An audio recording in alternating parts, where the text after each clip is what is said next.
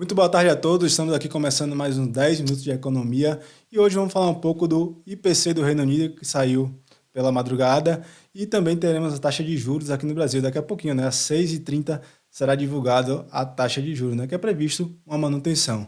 Roda a vinheta.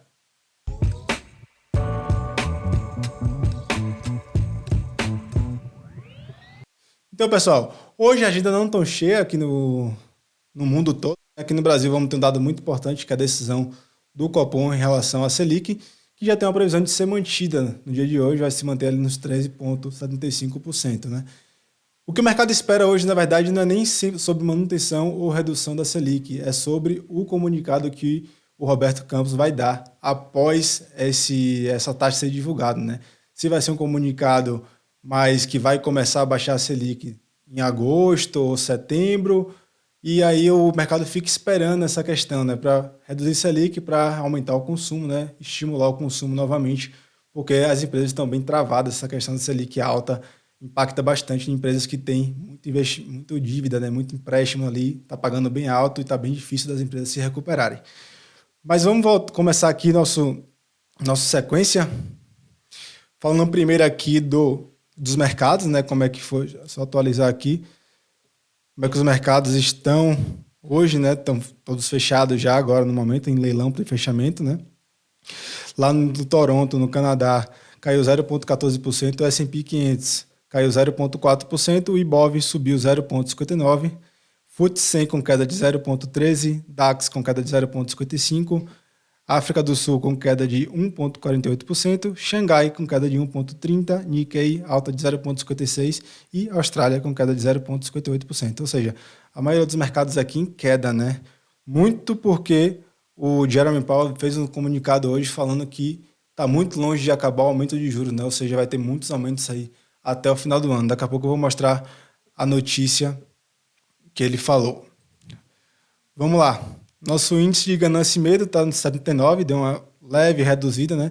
Estávamos ali no patamar de 82 e agora está 79, ou seja, está reduzindo essa questão da ganância, né? Os mercados deram uma recuada hoje, após uma sequência forte de alta, 2 semanas aí praticamente subindo todos os dias, e aí agora o mercado deu uma recuada por conta também dessa questão do Jeremy, que falou sobre os juros, né? O mercado já esperava que fosse começar uma redução de juros ou não tivesse mais aumento, e o Jerome Powell jogou um balde de água fria nos investidores.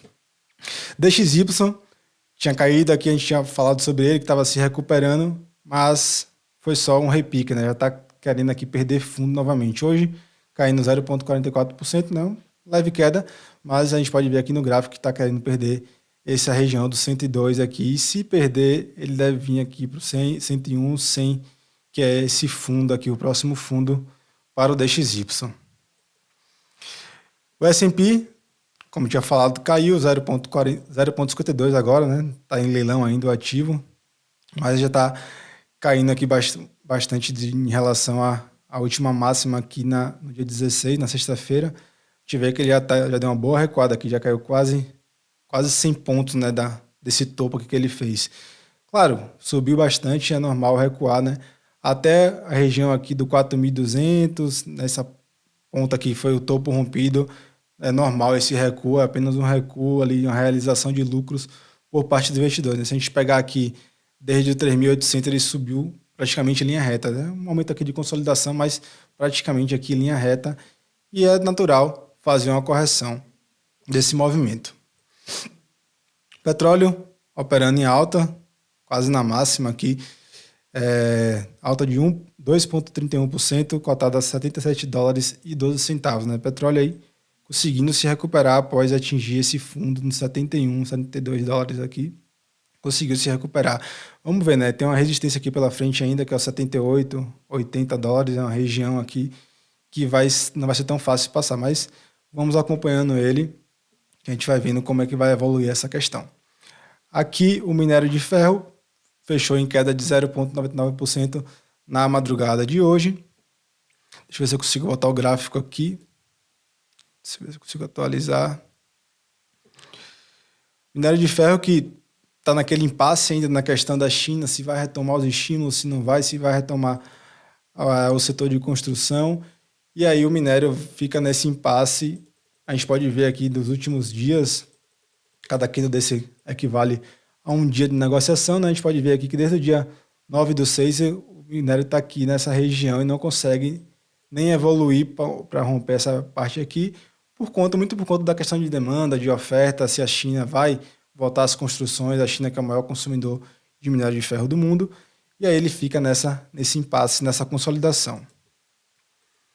Vamos lá para o calendário econômico agora, falar um pouquinho dos dados que saíram hoje pela madrugada. Tivemos o IPC no Reino Unido, né, que ficou acima do esperado, era aguardado 8,4%, veio 8,7%, ou seja, o Reino Unido ainda não conseguiu controlar seu índice inflacionário, né, seu principal índice inflacionário. A gente pode ver isso aqui por esse resultado.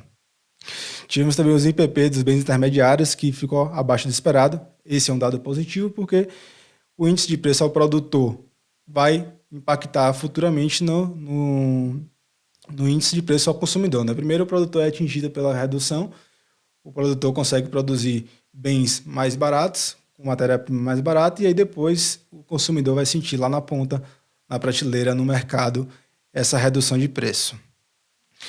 Tivemos alguns pronunciamentos hoje, né, lá na zona do euro.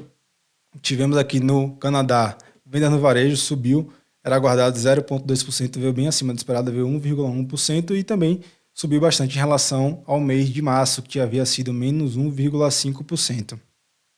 Ponto positivo para o Canadá. A Alemanha também teve um discurso lá na zona do euro, e também aqui foi o grande depoimento do Jeremy, que foi quando ele falou às 11 horas da manhã. Os mercados estavam até subindo, o S&P também estava em alta no momento, e aí ele falou essa questão. Até apareceu aqui agora a notícia do Invest falando sobre essa seria um bom palpite para as altas adicionais. Ou seja, ele falou que não vai baixar os juros por enquanto, não está controlado na situação nos Estados Unidos e deve continuar os aumentos ainda aí até o final do ano. Ou seja, juros baixos não vai ter por enquanto, então o mercado de renda variável não consegue evoluir, né?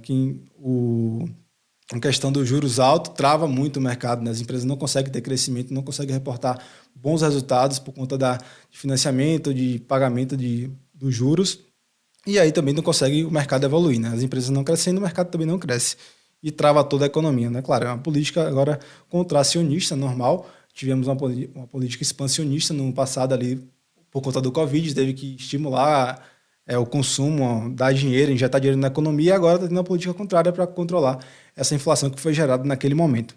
Mas claro que foi um momento necessário, né? As empresas estavam quebrando na época e teve que de fato injetar dinheiro. A população precisava consumir, precisava dar esse socorro para as empresas principalmente. O S&P aqui ainda negociando, né? Podemos ver aqui o VIX bem controlado, aqui caindo 5%, sem muita volatilidade no mercado. E a novidade aqui, a surpresa do dia foi o Bitcoin, que está subindo no momento 8,9%, 7,4%.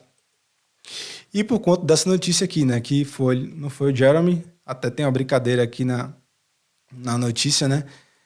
Não foi o mocinho da história, não foi o Jeremy Powell. Por quê? Quem falou foi o presidente do Comitê de Assuntos Financeiros da Câmara de Representantes, Patrick McHenry.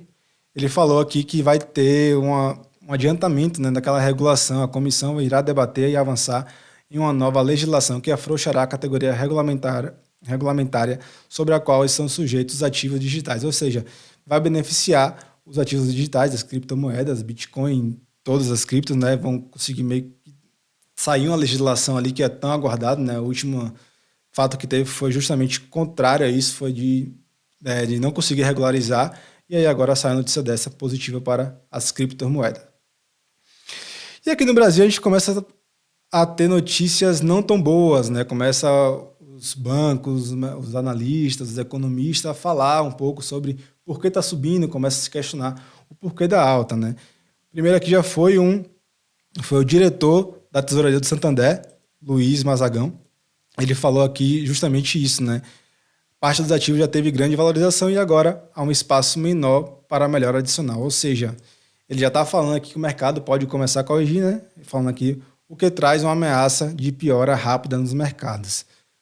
Acredito que não. Pode ser que sim, de fato, que tenha uma correção. Vai ser necessário ter uma correção no nosso índice, mas não acredito que tenha essa piora rápida no mercado, né? Por enquanto, tudo normal. Claro que vários problemas a gente tem que resolver ainda, né? O arcabouço fiscal é um dos piores que a gente tem que resolver para ver se o Brasil consegue andar, né? A economia consegue andar. Agora falando aqui do Ibovespa, já está praticamente fechado o mercado, se não já tiver fechado. Vamos falar só aqui rapidamente quais foram as maiores altas e maiores baixas. Natura subiu 7,53, Prio subiu 6,94, RBR subiu 5,78 e Dux subiu 4,57 e Petrobras, aqui as duas Petri 4, Petri 3, ordinária e preferencial, subiu 4,19 e 3,99, né? Foi o maior causador da alta do Ibovespa, foi a Petrobras, puxou praticamente aí 0,6, 0,7%, 600 pontos do Ibov, foi a Petrobras que carregou. Aqui no lado da queda temos Embraer, caiu 7,42, CVC 5,25, Pão de Açúcar caiu 2,75, JBS 2,33 e Dexco caiu 2,32. Só uma passadinha aqui rápida no Ibov, chegou no nosso tempo, Ibov consegue romper mais uma resistência, né? Esses 120 mil pontos aqui, que era um patamar anterior aqui, uma máxima anterior, né? Um topo que ele tentou romper, não conseguiu, depois ele veio novamente, testou e não conseguiu, e agora consegue romper essa região, né? 121.500 é o próximo alvo do Ibov. Após esse alvo, não temos mais nenhum patamar, nenhum ponto de que teria uma resistência, será só lá no topo histórico, nos 131 mil pontos. Vamos ver se o Ibov vai direto ou se vai parar um pouco, fazer uma correção aqui, pegar um fôlego e depois seguir para alta. Só passar o dólar aqui. Dólar renova mais uma mínima no dia de hoje. Chegou aqui a atingir 4,68, 4,76. Mais uma mínima para o dólar. O dólar tá chegando próximo desse suporte aqui do 4,73, né? Que foi um fundo antigo. A gente puxar aqui para ver. Foi um fundo que estava nessa região aqui. Deixa eu botar só no semanal para ficar melhor. Senão não vai dar para ver no vídeo. Aqui, foi um fundo antigo aqui, esse 4,73. E se perder esse patamar, 4,50 é logo ali, é para lá que o dólar deve ir. Então é isso, pessoal. Dia de hoje um pouco cheio de algumas notícias importantes, várias notícias, né? Peço a vocês aí que, se gostaram do vídeo, se não gostaram também, se puder ajudar, comentar, compartilhar, enviar para os amigos, é muito importante para a gente, né? E dar aquela curtida que ajuda muita gente. Fico por aqui, agradeço a todos e até mais.